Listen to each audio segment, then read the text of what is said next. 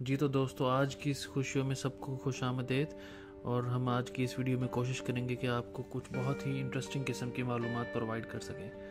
کیا آپ جانتے ہیں کہ ایک عام انسان کے جسم میں 206 ہڈیاں ہوتی ہیں؟ کچھ لوگ جن میں پسلیوں کے 12 کے بجائے 13 جوڑے ہوتے ہیں، ان میں ہڈیوں کی کل تعداد 208 ہوتی ہے۔ ایک پیدائش کے وقت ایک بچے کے جسم میں 300 ہڈیاں ہوتی ہیں، لیکن ان میں سے 94 ہڈیاں بچپن میں ہی آپس میں بندھ جاتی ہیں۔ اس بات کا اندازہ آپ صرف اس بات سے لگا سکتے ہیں کہ ایک بچے کی صرف ہاتھ اور کلائی میں ہی 27 ہڈیاں ہوتی ہیں۔ ایک دھڑکن تقریباً 2.5 اونس خون کی مقدار وینٹریکل سے باہر نکالتی ہے۔ اس کا مطلب ہے کہ دل 1 منٹ کے دوران تقریباً 2.5 گیلن خون کو پمپ کرتا ہے۔ جی تو دوستو، کیا آپ جانتے ہیں کہ ایک عام انسانی جسم میں اتنا لوہا ہوتا ہے کہ اس سے 3 سے 4 بڑے کیل بنائے جا سکتے ہیں، اور اتنی چربی ہوتی ہے کہ اس سے 75 موم بتیاں اور ایک بڑے سائز کی صابن کی ٹکیاں بنائی جا سکتی ہے۔ چہرے اور سر کے 1 مربع انچ کے اندر 1200 بال ہوتے ہیں۔ جی تو دوستو، کیا آپ جانتے ہیں کہ سونگھنے کی حس یادداشت واپس لانے کی حس پر بہت تیزی سے اثر انداز ہوتی ہے۔ کسی بو یا خوشبو کو سونگھنے پر، مثلا لکڑیوں کے جلنے کی بو سونگھنے پر، کئی سال پرانی باتیں فوراً یاد آ سکتی ہیں۔ دوستو، کیا آپ جانتے ہیں کہ زمین 2 طرح سے حرکت کر رہی ہے؟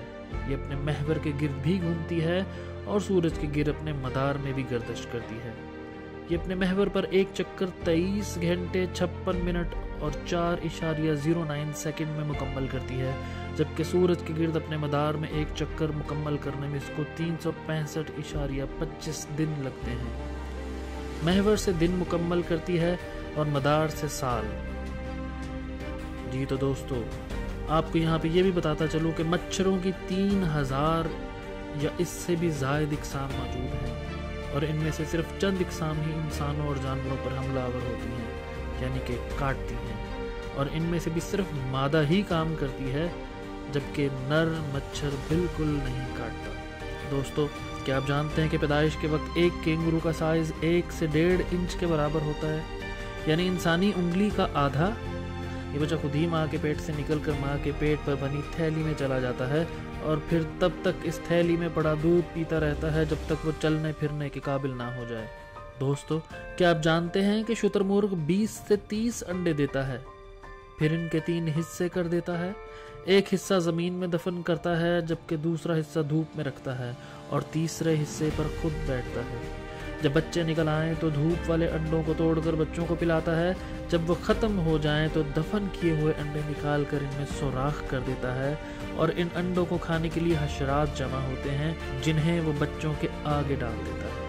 دوستو، آپ کی معلومات میں کچھ اضافہ کرتے جائیں اور یہ بتاتے چلے جائیں کہ کھجور کے درخت میں ایک ایسی خاصیت پائی جاتی ہے جو کسی دوسرے درخت میں نہیں پائی جاتی۔ اگر اس کا اوپر کا حصہ کاٹ دیں تو یہ اسے ذبح کر دینے کے برابر جیسا ہوتا ہے۔ کھجور کا درخت اسی طرح مر جاتا ہے جیسے کسی جانور کی گردن میں چھری پھیر دی جائے۔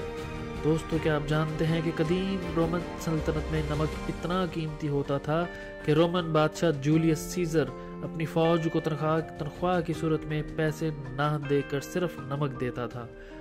دوستو، کیا آپ سیاہ موت کے بارے میں جانتے ہیں؟ جی ہاں، آپ نے صحیح سنا، سیاہ موت۔ گلٹی دار طاعون، جسے سیاہ موت یعنی بلیک ڈیتھ کا نام دیا گیا ہے، ایک خطرناک بیماری تھی۔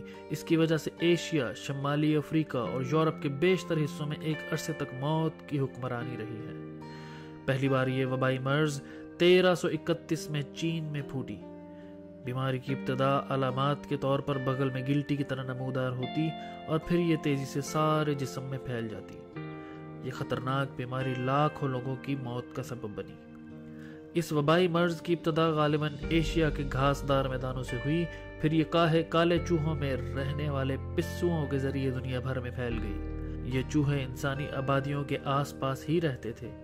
اس بیماری سے خوفزدہ لوگ لاشوں کو عموماً سڑک یا راستوں میں ہی چھوڑ دیا کرتے تھے تاکہ وہ خود اس بیماری سے بچ سکیں۔ آپ کو یہ جان کے حیرانگی ہوگی کہ یہ وبا تقریباً 1/4 سے زیادہ آبادی کی ہلاکت کا باعث بنی۔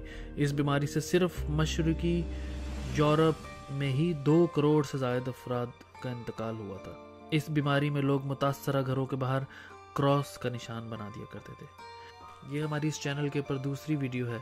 अगर आप चाहते हैं कि आपको इसी तरह की मालूमाती वीडियोस बर वक्त मिलती रहा करें तो घंटी का बटन दबाना बिल्कुल ना भूलिएगा।